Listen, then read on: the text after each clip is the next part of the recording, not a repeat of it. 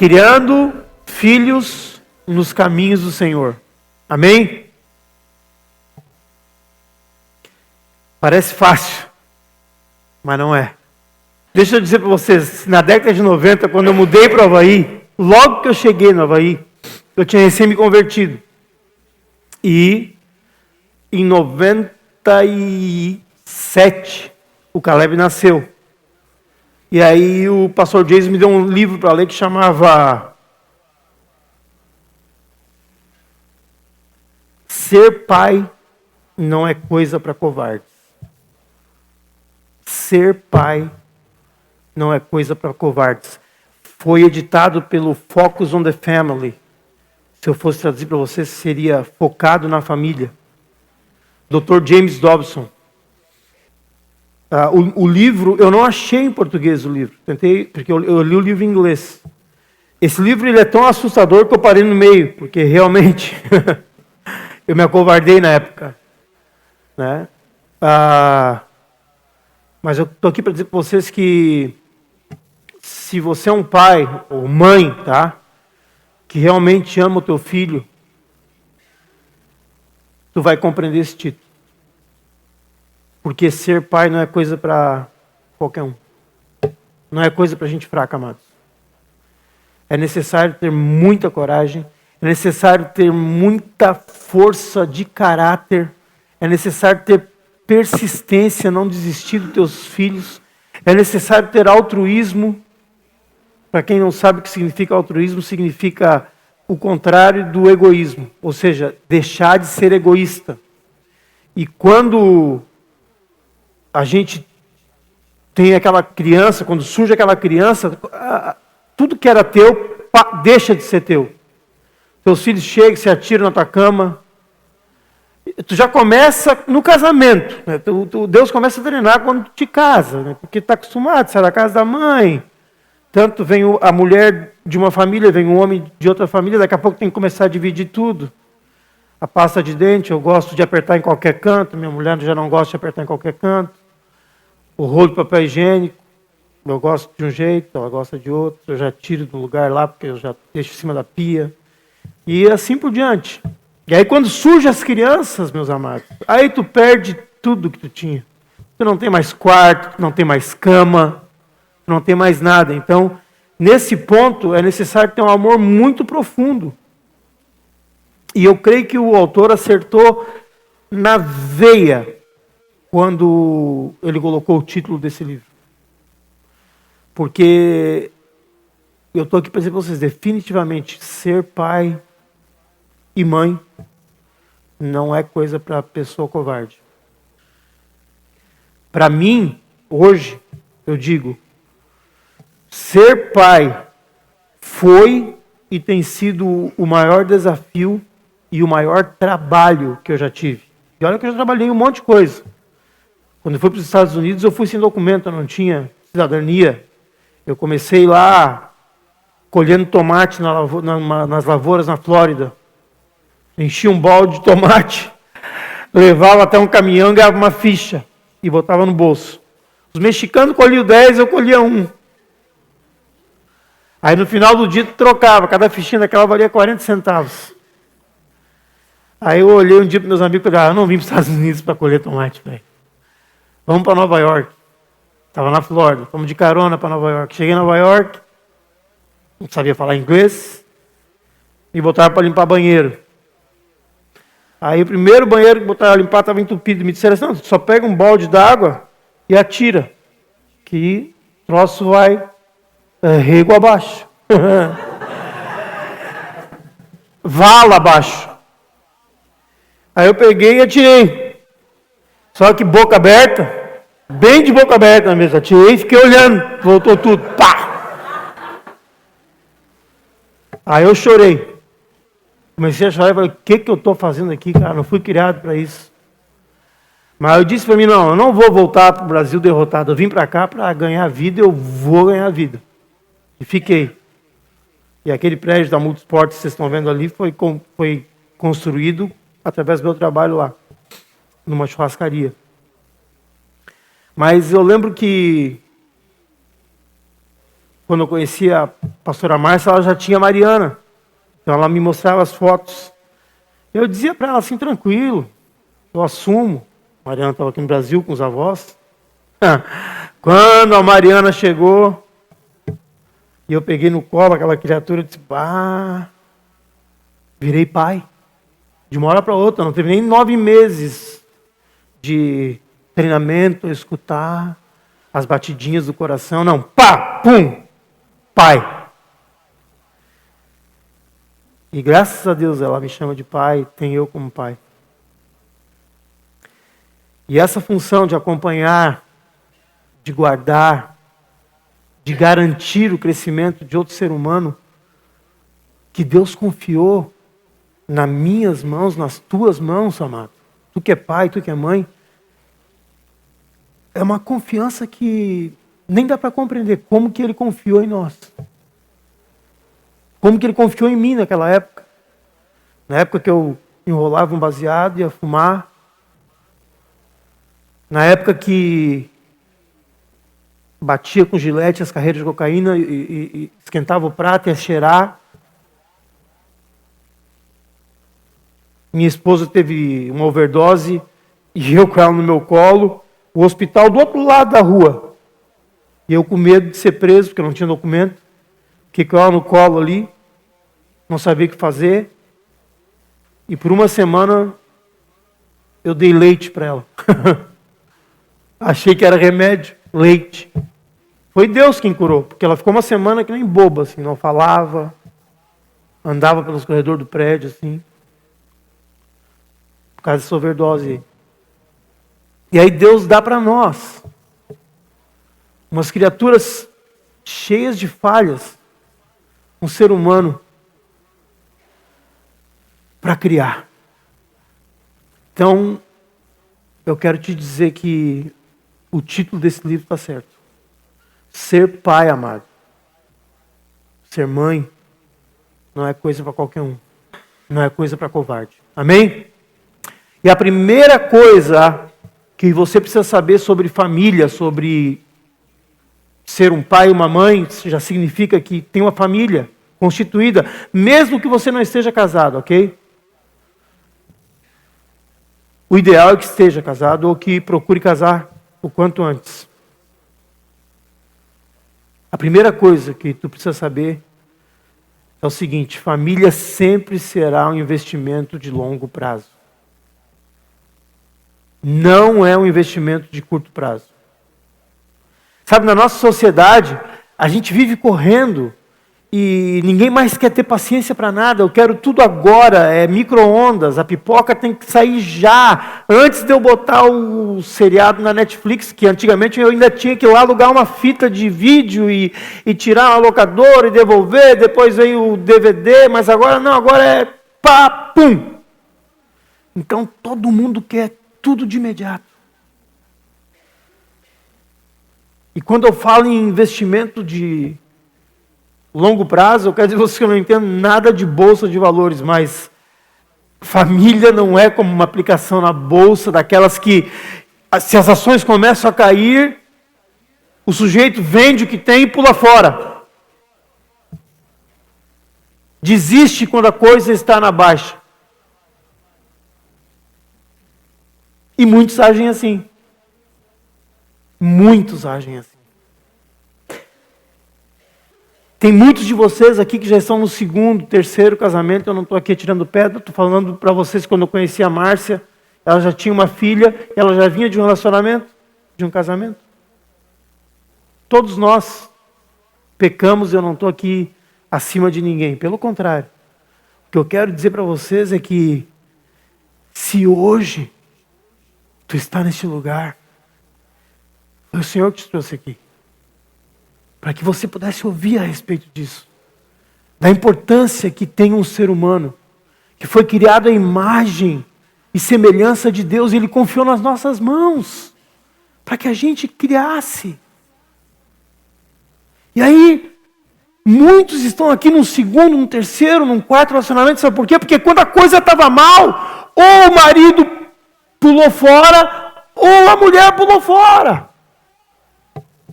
Não honraram a aliança, ou nunca fizeram uma aliança, ou nunca tiveram uma verdadeira aliança. Tiveram muitas vezes no altar, colocaram um anel, mas não fizeram uma verdadeira aliança. Então, se está baixa a coisa, se está ruim a coisa, desiste de primeira. Vou tentar com outra, e eu vou tentar com outra, e vou tentar com outra. E a nossa sociedade hoje está virada de perna para o ar, porque muitos de vocês, assim como eu, criei uma menina que biologicamente não é minha filha. Louvado seja Deus, que Deus me deu essa oportunidade. Que hoje ela tem meu nome, meu sobrenome. Mas infelizmente, eu quero dizer para vocês, infelizmente, presta atenção no que eu vou te dizer. Na maioria dos casos, nós que somos pastores e vocês que trabalham comigo nos encontros, vocês sabem que o que acontece? Quando a mulher ou o marido deixa a esposa com 2 filhos e ela pega e casa com outro, ou se junta com outro. Abuso. Abuso é mais ou menos 70% a média que ocorre. Pelo que a gente fez os cálculos nos encontros. Então, se tu é homem e tu tem filhos, pensa muito bem antes de sair de casa e deixar tua mulher. Porque pode entrar outro que venha machucar teu filho ou tua filha. Não é coisa para covarde.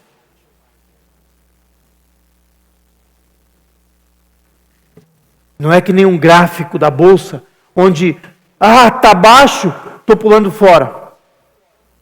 Se isso aqui fosse um casamento, tu vê quando começa um casamento, os caras às vezes começam sem nada. Eu, quando comecei com a pastora Márcia, não tinha nem carro. Era garçom. Ilegal nos Estados Unidos. E aí? Aí tu começa a acumular algumas coisas. E aí tu te acha o cara. Não tem Deus. Vou falar bem sério para vocês, com pessoas adultas. Sem Deus, meu negócio era o seguinte. Eu lia muito gibi de faroeste quando eu era criança. Jovem. Tex Wheeler e outros tipos de gibi. E aí o índio, quando ele mata alguém, ele arranca a cabeleira do cara e coloca na cintura, ele arranca o escalpo. Vocês sabiam disso? Para mim era mais ou menos assim, quanto mais guria eu pegasse, quanto mais mulher eu pegasse, era tipo um escalpo. Só para dizer que peguei. Só para dizer que tive com a fulana. E tem muito homem que pensa assim hoje lá fora, e talvez tu tenha pensado assim um dia. Se tu for honesto, precisa levantar a mão. Não precisa levantar a mão, até porque pode ser que tenha com a tua esposa do teu lado. Mas era assim que muitos pensavam. É assim que muitos pensavam. Não gosto, não sei se gosto, o que eu quero é pegar. E depois ainda dizer que peguei. Porque se pegar sem dizer que pegou, não tem graça também, né? Tem que aparecer para os outros. Hoje o mundo está mudado. Hoje elas estão pegando eles estão pegando elas, eles estão pegando eles, elas estão pegando elas. Está tudo de cabeça para baixo. Mas nós não podemos, amados, achar que família é um investimento de curto prazo. Família é diferente. É algo a longo prazo. Se o teu casamento e na tua família as coisas hoje estão lá em cima, estão em alta, aproveita o máximo. Terminar até mais cedo o culto hoje para ti. Tá? Agora, se está em baixa, não tem essa história de pular fora, velho.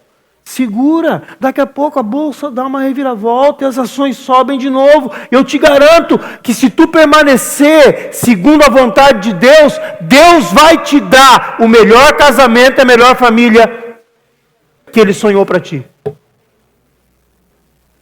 Eu estou te falando isso baseado na palavra do Senhor. Mas pastor, eu já estou numa outra. Estou falando na que tu estás hoje. Amém? Naquilo que está constituído hoje. No que tu tem hoje do teu lado. No marido ou na esposa que tem hoje do teu lado. E nos filhos que tem dentro da tua casa. Se está em alta, aproveita. Se está em baixa, segura feito homem. Ou segure feito mulher. Até voltar a ficar alta. Amém? Por quê, amados? Porque em termos de família, o nosso investimento, no fundo, não é um investimento em mim ou na minha esposa, mas é um legado que nós temos que deixar para os nossos filhos, para os nossos netos e para as próximas gerações que vão vir depois de nós. Por isso que nós temos que aguentar no osso. Por isso que tem que ser homem. Por isso que tem que ser mulher. Por isso que não é para fraco. É uma herança para as próximas gerações. Se tu pular fora, vou dizer bem claramente o que tu é. Tu não passa de um comum. Diga comigo, comum. Comum faz isso. Comum, a coisa ficou ruim, ele desaparece. Ela desaparece. Some.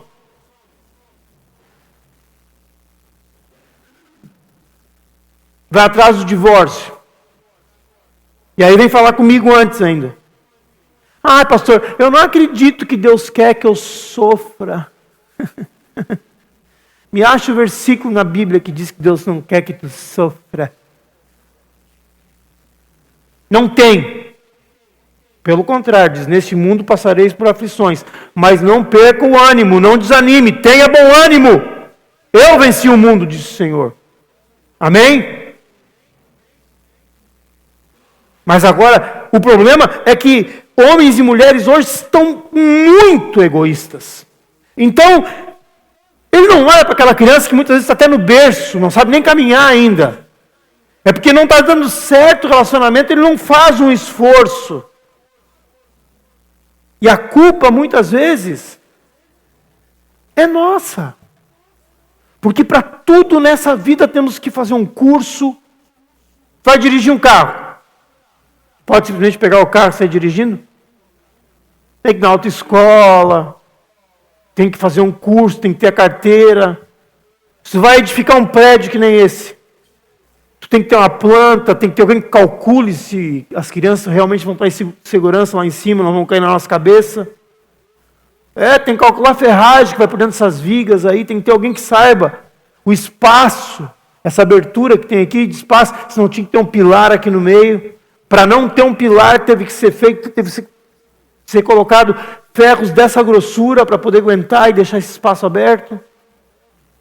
4, 5 anos. Se você quer ser um cirurgião, como que fez a cirurgia na coluna da minha mãe, muitas vezes são 6 anos de faculdade, mais a residência no hospital. Mas para casamento não tem curso. Se conhece num bar, se conhece num boteco, se conhece... E quando vê, estão morando junto. Estou falando, foi assim que aconteceu comigo. Márcia olhou para mim e se apaixonou. Também, né? Olha para isso.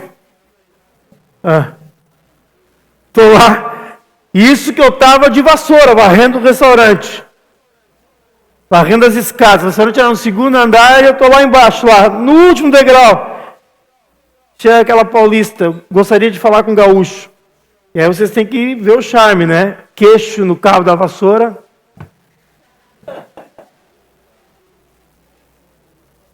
Eu sou gaúcho. Mas gaúcho era o nome do dono do restaurante, né? Todo mundo conhecia ele como gaúcho, né? Foi isso aí só que eu precisei fazer, pronto, se apaixonou. Começamos a namorar, trabalhar junto. E eu sei ser um cara engraçado. E só porque Jesus entrou na nossa vida que nós estamos juntos até hoje. Amém, querido? Senão tinha pulado fora. Ela tinha pulado fora. É um investimento, diga comigo, investimento a longo prazo. Vou mostrar um e-mail que eu recebi essa semana. É o seguinte, quando eu vendi a loja, eu pensei assim, poxa vida, na época a Mariana já estava casada, estava morando em São Paulo, estava formada na faculdade, ela e o esposo. Eu pensei, vou vender a Multisports. Caleb tinha na época, nem me lembro que idade tinha, mas era um guri, foi lá para 2005. Fazer as contas aí. 2005, 2019, está com 22, devia estar com uns 10 anos, mais ou menos. Eu pensei, poxa vida, eu vou vender a loja. O que eu vou deixar para esse guri? Aí bem na época, o Jaime e a Josi congregaram muito tempo com a gente, me apresentaram uma senhora, o Vladimir conheceu, dona Alicia. E ela trabalhava para uma companhia norte-americana que vendia seguros, apólice de seguros de vida. Então, uma vez por ano eu pago X, e se acontecer alguma coisa comigo, esse valor que eu pago por ano, o Caleb vai receber o resto da vida. Ou, se ele quiser, depois dos 25 anos, retirar o que tiver lá, com juros e correções, é uma empresa norte-americana. Ele pode retirar, pagar a faculdade, fazer o que quiser. Aí esse ano, quando eu fui pagar, porque essa mulher tinha um escritório em Porto Alegre. E esse ano, o ano de 2018, ela mudou para Sorocaba, São Paulo. Aí eu não conseguia até Porto Alegre pagar tal. Fiz uma transferência bancária para ela. Esse ano, quando eu fui pagar o ano de 2019, é uma vez por ano, né, tu paga X. Me disseram, não, tem que pagar 2018 e 2019. Como assim pagar 2018? E já estava lá em cima com os juros, que também, quando tu não paga em dia, eles cobram, né? Ah, mas enlouqueci. Fui atrás da transferência bancária que eu fiz para a mulher, né? E mandei para a agência e eu estava lá em São Paulo ainda quando começou essa novela, estava lá em Matão. Peguei, tirei uma foto no meu passaporte norte-americano e falei, mas se não consertar isso, eu vou para aí e vou meter uma indenização em cima dessa empresa, porque está feito aqui. E glória a Deus, amados, que eu tinha tanto a transferência como uma conversa pelo WhatsApp com essa senhora, porque eu paguei atrasado e ela calculou os juros que dava. Ela falou, tu tem que depositar o valor tal, na conversa do WhatsApp. E aí estava lá a transferência no valor exato que ela tinha falado. E aí, essa semana, acho que foi dia 19, dá para ver aí? Que dia foi? Dia 19 de julho. Hoje é 21, foi sexta-feira. O nome do cara é Jesus, mas não é Nosso Senhor, amém? Ali está em espanhol porque ela é uruguaia e o supervisor dela também, ou é argentino, não sei. Aí diz assim, detectamos, o cara ser poliglota é outra coisa, né? Que el asegurado de referência, senhor Samir Diab, que sou eu, havia sofrido uma apropriação indevida por parte da senhora Alicia Maciel. O que aconteceu? Eu transferi o dinheiro para ela e ela se apropriou do meu dinheiro de forma indevida. Ela pegou para ela e fugiu para o Uruguai. Mas não foi só eu. Teve mais um monte de cliente, fiquei sabendo. Entendeu? Aí, como eu tinha tudo para comprovar, pela graça de Deus, que eu não sei, porque eu apago tudo do meu WhatsApp, eu não sei como é que eu tinha aquela conversa. Devido a isto, por causa disso, acabamos de efetivizar o pago, ou seja, nós pagamos o que estava para trás, o ano 2018. Com esta deuda. Deuda é dívida, ok? Via tarjeta de débito, através de um cartão de débito, no site da companhia. E você vai encontrar num documento que está anexo. E aí botaram assim, Como a pessoa mais próxima do segurado, Samir Diaby, é a dona Maísa Serra, ela vai ficar encarregada de atender de hoje em diante ao segurado, que sou eu. Por que eu estou mostrando isso? Porque a minha esposa chegou e disse, vamos pegar esse dinheiro, vamos tirar e vamos investir no prédio ali, que a gente está com aquele prédio parado. Eu disse, não. Isso aqui é um investimento a longo prazo. Isso aqui não é para mim. Não foi para mim o dia que eu resolvi comprar essa pólice, não foi para mim. Então não, vamos tirar. Vamos deixar lá. E é isso que eu quero dizer para vocês, amados. O casamento tem que ser algo que, muitas vezes, quando dá a tentação de tu dizer assim, não, vou pegar então o que tem lá, porque tinha uma quantidade razoável. Com o tempo que passou, foi quando eu vendi a loja, em 2005, são 14 anos de depósitos anuais, né, com juros e correções, aí tu pega em dólar, multiplica por quase 4, a tentação é grande, de tu chegar e dizer assim, vou pegar, mas é um investimento a longo prazo. Diga comigo, a longo prazo. Amém? Então tem que esperar com paciência. Muita paciência. Mesmo quando dá um problema que nem esse. Ou quando está em baixa. Tem que crer que se tu permanecer segundo o propósito de Deus, vai subir de novo. Amém? Mas tem que ser segundo o modelo de Deus. Então, se você está aqui hoje e está envolvido num relacionamento e ainda não acertou segundo o modelo de Deus, acerta isso logo.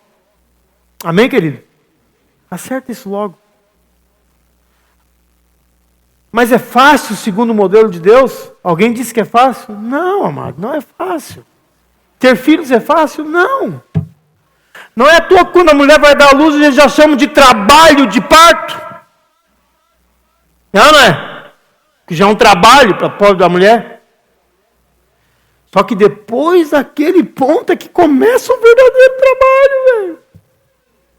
Como é que tu sabe, pastor? Tu nunca ficou grávido? Nunca tive um trabalho de parto.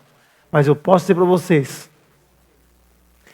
Eu ouvi uma mulher dizer que o marido, para saber como é que é um trabalho de parto, ele tem que pegar o lado aqui e conseguir botar acima da testa.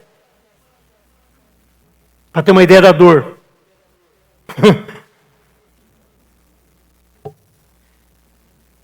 Eu não sei qual é a dor, mulheres. Me desculpem, eu não posso. Mas eu quero perguntar para vocês, mães,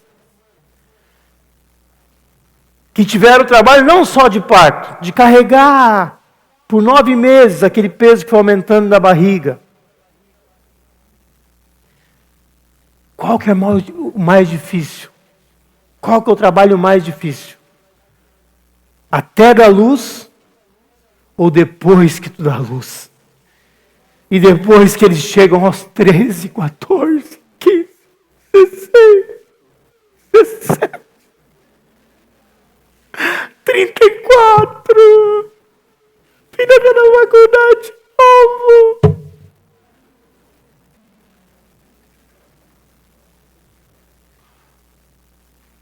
Hoje ela me ligou. Pai, tá difícil, tá terminando o dinheiro que tu mandou. Mandei agora, cara. Início do mês, velho. Tu pensa assim, não, agora que casou, acabou. Ledo engano. Depois tu tem um filho, é para sempre. Ok? Fora os netos. Que eu ainda não tive. Virei católico de novo, aleluia.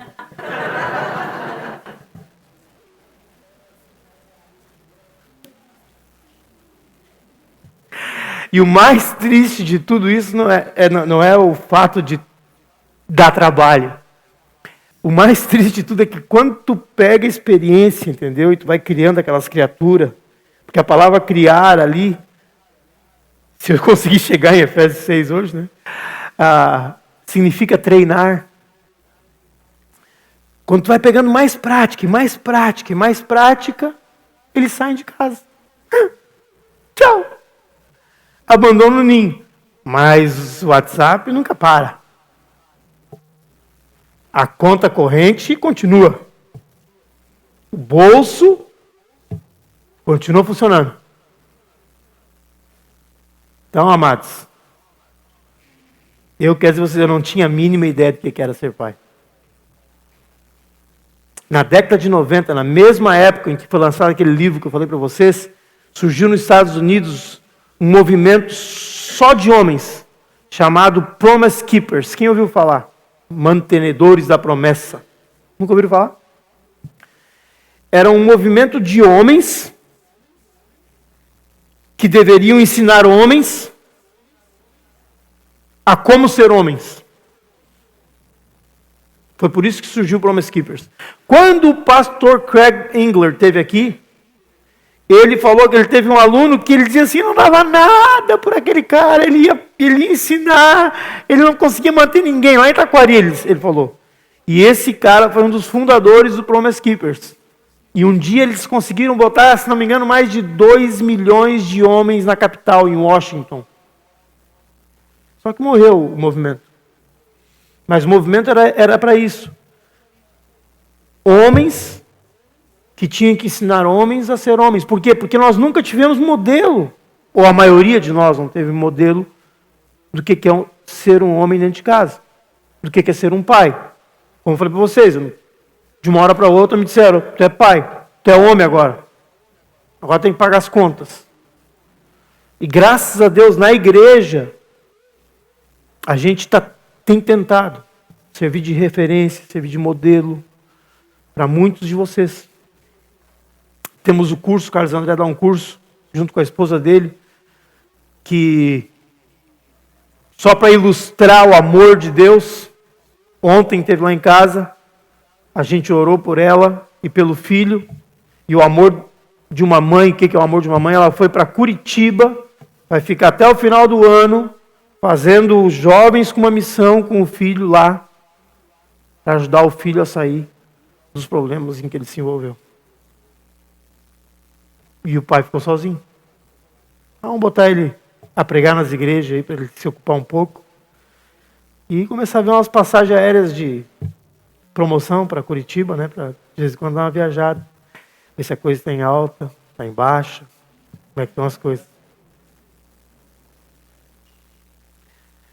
E talvez você esteja aqui nessa noite e diga assim, bom, então o culto, se é sobre filhos e criação de filhos e educar os filhos dos caminhos do Senhor, não é para mim porque eu não tenho filhos e não pretendo ter filhos. Ou tu pode estar numa outra situação e dizer, não, na verdade, pastor, eu estou numa idade onde são os meus filhos que cuidam de mim. Minha mãe hoje está assim. Mas eu quero dizer que os princípios que nós vamos aprender, e eu ia dizer os princípios que nós vamos aprender hoje, eu vou dizer os princípios que nós vamos aprender hoje e domingo que vem, ok? Eles vão ser usados e podem ser usados em todos os nossos relacionamentos. Para tirar o melhor das pessoas. Tirar o melhor. Diga, tirar o melhor. Extrair o melhor. Amém? Tirar o melhor da tua esposa, tirar o melhor do teu marido, tirar o melhor dos teus filhos, daqui a pouco de um colega de trabalho, de um colega de escola, de um professor. Se você aplicar princípios bíblicos, não é só para filhos. Dá para tirar o melhor de todos os nossos relacionamentos. E com a experiência que eu tenho aconselhado muitos pais, amados. E tenho aconselhado muitas vezes sentado com filhos que vêm pedir conselhos. Então eu aconselho pais e aconselho os filhos. E eu quero dizer para você assim, ó, a coisa não está fácil hoje. A pressão sobre a família, sobre os pais e sobre as crianças também. Quando eu falo criança, estou falando qualquer idade, sobre os filhos. Jovens, às vezes de 18 anos, têm mais pressão do que um guri de 5, 4 anos de idade, porque ele ainda não está sendo tão influenciado. Muitas vezes a família se livra de uma situação, já surge outra situação, não dá tempo nem de respirar e já vem outro problema. Mas a palavra de Deus nos diz o seguinte, para a gente não perder o ânimo. Diz o seguinte, a respeito dos filhos, leiam comigo. Herança do Senhor são os filhos. O fruto do ventre, o seu galardão, a sua recompensa. Os filhos, se você tem filhos, saiba que tem hoje homens e mulheres que são frustrados e amargos porque não conseguem ter filhos. Então, o fruto do ventre é uma herança do Senhor. É uma recompensa, é um galardão. E quando eu prego a respeito disso, eu lembro de algumas mulheres por quem eu orei, agora eu olhei para o Volney lá, me lembrei do Volney da Lisete, pediram oração porque ela não podia ter filhos. Aí teve um, e a gente achou que Deus tinha dado aquele um e bastava, daqui a pouco veio a Rafaela, né? Que já está com que idade? Uns 4 anos. Eu lembro do Douglas e da Kátia, que não podia mais ter filhos, o irmão do Litos, e queria ter um guri. Daí eu orei especificamente para Deus dar um guri. Deus deu o Brian. E de vez em quando eu falo meio alto. E eu me lembro que naquela época o Douglas estava morando na chácara da igreja, lá embaixo. E eu meti a mão na orelha da Kátia e orei gritando, como é meu costume. Inclusive, que der Nadir. A mãe da Renatinha está por aí, não? Ah, está no cultinho. Um dia eu estava orando pela Claudete, esposa do pastor Valcir. E eu grito tanto que a Nadir escutou e disse assim, ô Claudete, chama aquele pastor que grita para orar aqui em casa. E desde então a Nadir se converteu, ela ia na Adventista. Aí o que aconteceu? Eu estou orando pela esposa do Douglas, pela Kátia ali, para Deus dar um filho para a Kátia, e orando e gritando. Daqui a pouco a Kátia parece grávida e tinha uma vizinha do lado, chamava Dete, a esposa do Lapa. Aí ela me pediu, ora por mim. Eu estou tentando ter um filho, uma filha, eu não consigo. Está comigo. Orei, e Deus deu, cara. Acho que era Lohana o nome da menina. Aí chegou uma época que diziam assim aqui em Bom Retiro, quer ter filho? Fala com o pastor Samir. Eu digo, menos. Tive que parar. Só com a minha mulher do lado agora, para orar para a mulher ter filho. Porque quer ter filho e falar com o pastor Samir, fica meio estranho, né? Vamos lá. Herança do Senhor são os filhos. O fruto do ventre é a sua recompensa, seu galardão.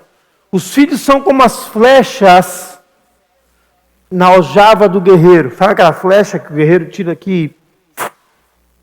É para chegar mais longe do que nós. Quem crê, diga amém. Tem que chegar mais, os meus filhos têm que chegar mais longe do que eu. Amém? Aqui diz assim, não será envergonhado. Feliz o homem que enche deles a sua aljava. Não será envergonhado quando pleitear com os inimigos à porta. Deixa eu explicar o contexto, amados, porque naquela época, ter vários filhos era lucro. Entendeu? Hoje é o contrário. Hoje, quanto mais filhos tu tem, dizem assim que para te criar um filho, dar faculdade e tudo mais, está em torno aí de uns 400, 500 mil. Do início ao fim do bichinho, fazer faculdadezinha do bichinho. Tá, Vlad? Para ti, que já está com para vir é 1 milhão. Até formar. Tá? Esse é o contexto. Hoje é assim. Sério, hoje é assim. Quem faz os cálculos, os economistas dizem, para te criar um filho, está em torno de mais ou menos 500 mil reais até ele pegar o canudo. A não ser que ele passe numa federal. Mas para passar numa federal tem que ter as melhores escolas, tem que dar cursinho, tem que isso, tem que aquilo. Mas nessa época aqui não. Nessa época os caras trabalhavam na lavoura, no campo, tinha terra, diga comigo, terra. e precisava de mão de obra. Quem que era a mão de obra? Os filhos. Por isso que a mulher que era estéril naquela época, ela era envergonhada, ela era considerada até amaldiçoada do Senhor. E por isso que os homens queriam filhos homens. Filha mulher, tudo bem. Graças a Deus, na Bíblia, porque em certas culturas, se é mulher, joga fora. Na África, joga fora. Graças ao Senhor, dentro da palavra de Deus, a mulher é respeitada. E quando o Senhor Jesus veio, ali mesmo ele botou os pingos nos is. Não há distinção. Nem entre homem nem mulher, nem entre escravo nem livre. Somos todos iguais diante de Deus. Mas aqui ele está dizendo o seguinte, que se o cara tem 10, 12, que nem Jacó, 12 filhos, ele jamais ia ser envergonhado quando o inimigo dele viesse ele na porta e reclamar que a cerca da fazenda dele está 1 metro a mais para dentro do terreno. Por quê? Porque ele ia cruzar os braços, feito o Nestor Simeonato, estava na porta lá hoje. E aí imagina assim uns 12 Abel atrás dele assim, né? Abel, Samuel, Manuel, Gabriel, 12. Aí o Nestor só diz assim, como é que é? Qual que é o problema da cerca? Ô meus filhos, o rapaz ali está falando da cerca. O que foi? Não, nada, seu Simeonato. O senhor não quer aumentar um pouquinho mais o seu terreno? Esse é o contexto. Vocês têm que compreender que nós estamos falando desse tempo bíblico aqui. Amém? Então, nessa época, ter filhos era lucro, era mão de obra grátis. Só tinha que dar arroz e feijão para os bichinhos. Mas vamos entrar em Efésios logo, né? Último capítulo de Efésios. 2 anos, mais ou menos, a gente está nesse livro, né? Mas tem umas viagens aí por aí. Versículo 1 do capítulo 6. Filhos, obedecei a vossos pais no Senhor, pois isso é justo. Versículo 2. Honra a teu pai e tua mãe, que é o primeiro mandamento com promessa.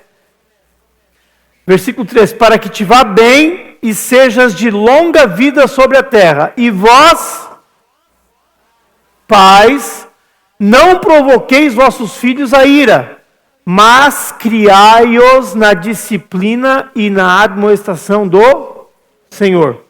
Nós vamos fazer o inverso hoje. Ao invés de começar nos filhos, obedecei os vossos pais, barará, barará, barará, nós vamos falar primeiro de nós, os pais, não provocar os nossos filhos a ira, mas criar os nossos filhos na disciplina e na admoestação do Senhor. Mas antes de fazer esse inverso, eu quero que vocês prestem atenção nas 2 palavras pais, que a gente encontra nesses 4 versículos. Veja a palavra pais que está em vermelho ali. Filhos, obedecei a vossos pais no Senhor. E depois, no versículo 4, e vós pais, não provoqueis vossos filhos a ira. Para nós, no português, a palavra é traduzida pais como se fosse a mesma coisa, como se fosse a mesma palavra no grego. Mas se tu pegar a Bíblia em inglês, tu vai ver que vai ter 2 palavras. Primeiro está escrito assim, ó, children, obey your parents. E parents não quer dizer parente, familiar, primo, prima. Stephanie, o que significa parents? Pais. Ou seja, pai e mãe. Ok? Então, filhos ou crianças, obedeçam papai e mamãe no Senhor, porque isso é bom. A Bíblia diz que tem um mandamento, honra teu pai e tua mãe, para que tu te vá bem e tenha uma longa vida sobre a terra, para que tu prospere e vivas longamente. Mas depois, no versículo 4, diz o quê? Aquilo que a gente tem com a mesma tradução, pais. Diz o que ali? Fathers. Stephanie, o que significa fathers? Pai. Homem. Diga comigo, homem. Então, Paulo está falando para nós, os homens. Se você for olhar no grego, a palavra que está no versículo 1 é koneusin, que significa pai e mãe. Mas a palavra que está no versículo 4 não é a mesma. Qual é que está escrito ali no grego? Pateres. Ou seja, fathers, pais, os homens. E antes de dar sequência, eu gostaria de lembrar que Paulo, para quem está estudando comigo, tá? O livro de Efésios, Paulo, ele vem falando desde o capítulo 5, versículo 18 em diante, de estarmos cheios de Espírito Santo. E ele nos dá algumas dicas de como ficarmos cheios do Espírito Santo. Não vos embriagueis com vinho, no qual há dissolução, mas enchei-vos do Espírito. Ele só está dizendo assim, ó, o vinho, quando tu toma demais e fica muito bebum, quem te controla é o vinho. Não seja controlado pelo vinho, seja controlado pelo Espírito Santo. Como? Falando entre vós com salmos, cânticos de louvor, louvando de coração, com hinos e cânticos espirituais, como a gente estava fazendo aqui. Amém? Mas continua. Tendo um coração agradecido pela casa que tu tem. Quem é que falou isso? A Pretinha, né? Pelo carro que tu tem, pela condição de trabalhar e ter a casa e o carro que tu tem. Dando sempre graças por tudo. Diga por tudo. A nosso Deus e Pai, em nome de nosso Senhor Jesus Cristo. E aí no versículo 21, Paulo dá mais uma dica de como ser cheio do Espírito Santo. O que está escrito no versículo 21? Sujeitando-vos uns aos outros no temor de Cristo. Essa é a sujeição mútua. E eu falei para vocês que as mulheres têm que ser submissas a seu marido. Assim como se fosse ao próprio Senhor Jesus. Assim como a igreja obedece ao Senhor Jesus. Mas eu botei um parênteses. Só se o marido agir como Jesus. Aí disserá, o pastor aliviou para as mulheres. Não. Para a mulher ser submissa a ti, homem, tu tem que agir como Jesus. Ou procurar agir. Tu não vai conseguir ser Jesus.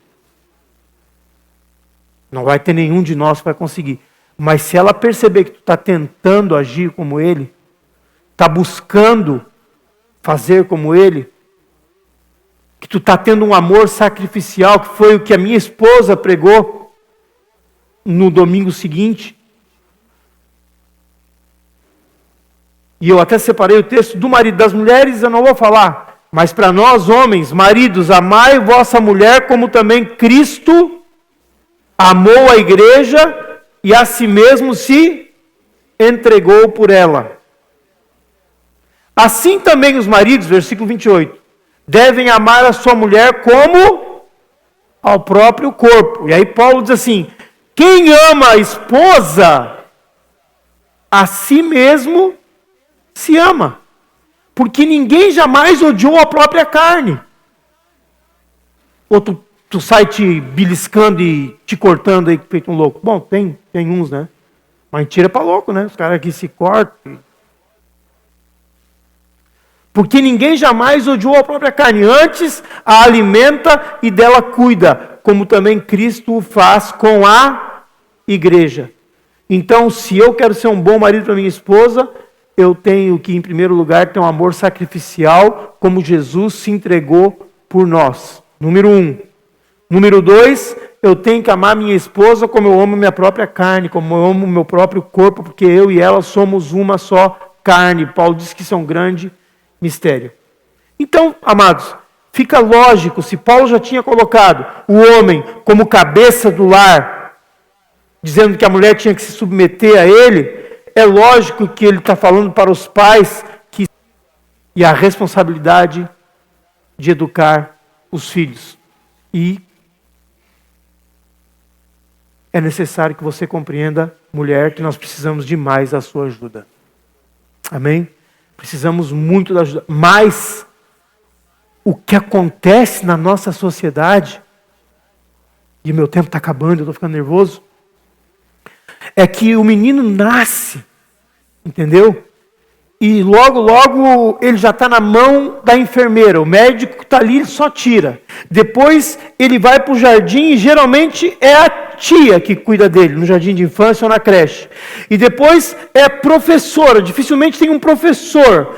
E aí quando ele vai para casa, se o pai está ausente, se o pai não pede para dar uma olhada no caderninho, para ver os temas de casa, para ajudar, para ter a vida comum do lar, como diz o apóstolo Pedro, ele só vai ter mulher como referência na vida.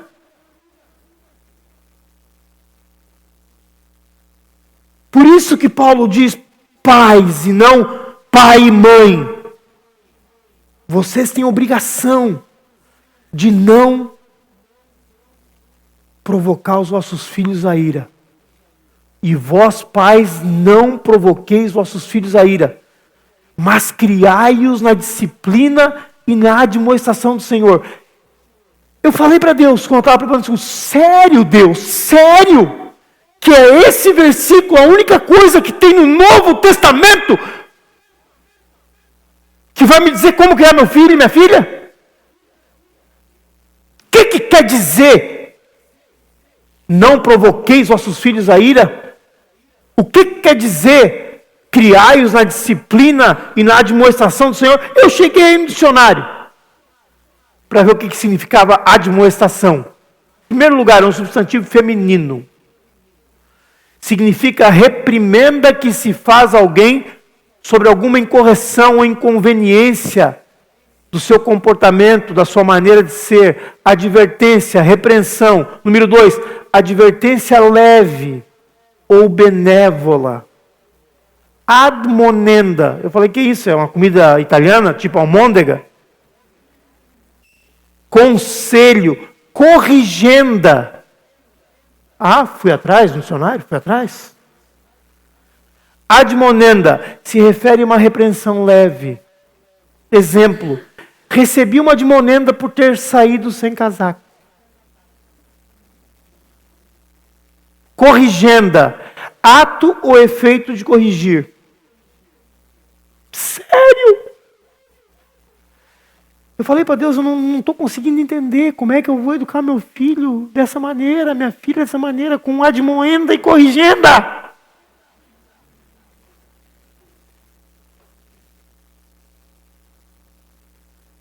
Só esse versículo? Não, tem um outro no livro de Colossenses, que é quase a mesma coisa. Esposas, sede submissas ao próprio marido, como convém no Senhor. Maridos, amai a vossa esposa e não a trateis com amargura. Filhos, em tudo obedecei aos vossos pais. Versículo 21. Pais, não irriteis os vossos filhos para que não fiquem o quê? Desanimados. E a grande questão, amados, é o que é irritar um filho. Irritar um filho, muitas vezes, não é provocar o filho. Apesar que tem pai que provoca mesmo. E às vezes bota até vídeo no YouTube. Dá vontade de processar os caras. Às vezes, irritar um filho é não estar presente. Às vezes, irritar um filho é trair a mãe. Nós temos um exemplo de uma menina que está jogando fora a sua vida. Porque o pai resolveu trair a sua mãe. Está jogando fora a vida. Jogando no lixo. Porque o pai provocou essa criança a ira. Provocar a ira é achar que ser pai é simplesmente trabalhar e botar o salário dentro de casa e dizer para a mulher, olha, lava a roupa, cozinha, prepara tudo e corrige os temas das crianças e deixa elas prontinhas e, se possível, Vou ver se eu consigo comprar um carro 2 e tu vê se tira uma carteira de motorista para largar essas crianças no colégio também. Isso provoca um filho à ira. Ou um pai que só pensa nas coisas materiais e vai colocando o filho para escanteio, e acha que dando presente, dando isso, dando aquilo, que a criança vai estar satisfeita. Isso pode provocar uma criança à ira. Isso pode levar a criança a buscar em outros lugares o preenchimento que tinha que vir através do pai. Então, como que nós devemos ser cheios do Espírito Santo na educação dos nossos filhos? Sendo homens presentes. Diga comigo, eu preciso ser um homem presente. Amém? Mas a economia de Deus no Novo Testamento não quer dizer que Deus não fala sobre como devemos educar nossos filhos. Se tu ruminar a palavra inteira, a palavra de Deus, porque no início eu fiquei chocado, procurei no Novo Testamento, não achei nada. Mas lá, no livro de Provérbios, diz assim, ó: ensina a criança no caminho em que deve andar, e ainda quando for velho, o que diz ali? Não se desviará dele. Deixa eu dizer uma coisa para vocês, e eu vou encerrar em 4 minutos, que é o que eu tenho. Diga comigo, ensina a criança no caminho. Está escrito ali, ensina a criança o caminho? Aponta o caminho? Quando fala ensina a criança no caminho, está dizendo assim, o Abel é minha criança. Vem cá, minha criança.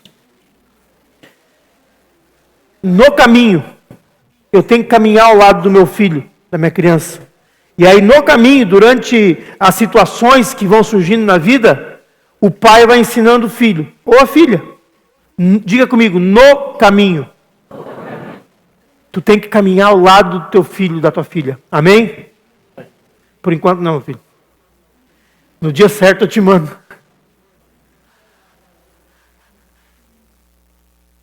Sabe que as grandes empresas, principalmente os supermercados, aprenderam que é importante não apontar o caminho e levar no caminho? Pode prestar atenção. As grandes redes hoje, tu pergunta assim, onde é que eu encontro fralda para bebê? Já que estamos falando de criar filhos. O funcionário não diz assim, ó, lá em tal lugar. Geralmente ele para tudo que está fazendo, seja qual for o funcionário do mercado. Ele para tudo que ele está fazendo e ele vai e ele te guia até o local. É assim ou não é? E quem já esteve perdido antes do Google Maps e do Waze? Quem já se perdeu em cidade grande, às vezes dirigindo e tal? Qual que é o melhor? Quando tu está perdido e está atrasado. Aí tu pergunta para o cara, e o cara diz assim, tu vai fazer a primeira esquerda, a segunda direita, e pegar uma descida, aí tu vai, mas vai toda a vida, e aí depois lá no fim dobra a esquerda.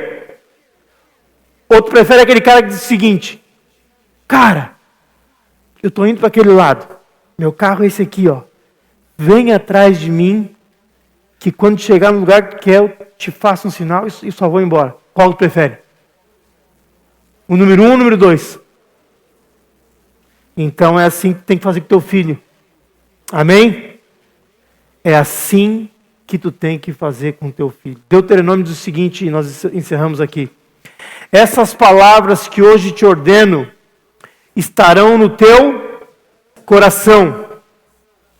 Tu as inculcarás. Significa tu tem que colocar as palavras de Deus no coração dos teus filhos, na cabeça dos teus filhos, na mente dos teus filhos.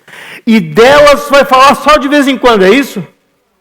Não. Assentado em tua casa e andando como eu acabei de andar pelo caminho com meu filho Abel, emprestado, é teu, Nestor, pode pegar de volta. Ao deitar-te, ou seja, antes de dormir, quem sabe lá fazer uma oração com teu filho, e ao levantar-te. Versículo 8, também as atarás como sinal na tua mão. E o judeu leva isso a sério. Eu tive em Israel, eles amarram na mão um negocinho assim, um quadradinho onde tem as escrituras. Mas a minha esposa sempre escrevia nos portais da casa, assim, na cartolina. Às vezes ela botava com batom no espelho. Eu acordava, tinha lá um versículo bíblico. Não sabia se era indireta, se era direta. Mas estava lá. No meu e dos nossos filhos. Sempre tinha um versículo assim. E no escritório, por todo que é lugar, tem negócio de versículos bíblicos. E as escreverás nos umbrais de tua casa e nas tuas portas. Amém? E por último, falei que ia encerrar as normas, mas você vai passar. Salmo 78. Diz assim: o que ouvimos e aprendemos, preste atenção, amados, o que nos contaram nossos pais, o que diz o versículo 4? Não o encobriremos a seus filhos. É que são os netos. Sabe? São os nossos filhos, na verdade. Mas a Bíblia usa muito isso. Fulano é filho de Davi, já era tetaraneto de Davi. Jesus, filho de Davi. Não encobriremos a seus filhos. Contaremos à vindoura geração os louvores do Senhor e o seu poder e as maravilhas que fez. Ele estabeleceu um testemunho em Jacó, instituiu uma lei em Israel e ordenou aos nossos pais que ficassem calados. É isso? E ordenou aos nossos pais que os transmitissem a seus filhos. Versículo 6. O que está escrito ali? A fim de que a nova geração os conhecesse os mandamentos, conhecesse as leis do Senhor. Filhos que ainda hão de nascer, se levantassem, e por suas vezes os que vão nascer têm que aprender tão bem a palavra que eles vão ter que ensinar aos seus descendentes. Para quê? Para que pusessem em Deus a sua confiança e não se esquecessem dos feitos de Deus, mas lhe observassem os mandamentos. Amém, amados? Então, encerramos hoje com esse texto de que, em primeiro lugar, dentro da casa de um homem, e eu vou falar de um homem de Deus, porque o homem é o cabeça do lar. Amém? Dentro da casa de um homem de Deus, não pode faltar a palavra de Deus. Assentado na mesa, andando pelo caminho, de noite quando deitar, de manhã quando levantar, passar para as gerações futuras, para que eles possam colocar a confiança e a esperança no seu Deus, e observar e obedecer os seus mandamentos. Amém? Glória a Deus.